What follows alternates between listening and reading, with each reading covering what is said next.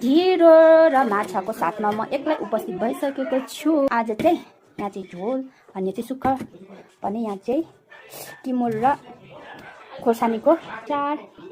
ल म चाहिँ अब ढिँडो र माछा खान स्टार्ट गरेँ है त। तर यो चाहिँ अलिक अप्ठ्यारो हुँदो रहेछ, यस्तै गरेर खानु पर्यो।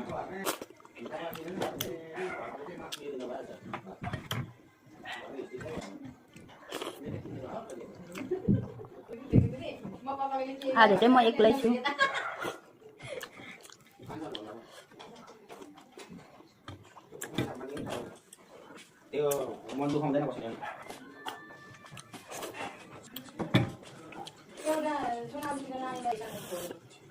Fantastic.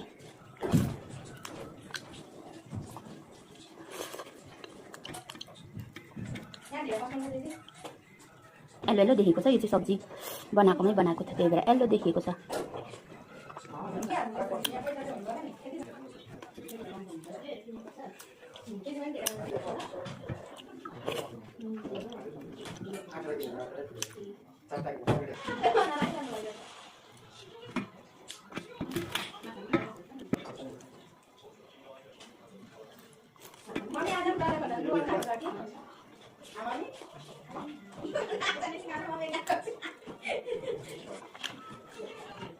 ढिँडो फिनिस। यसो बेसी भयो, अब माछा खाने।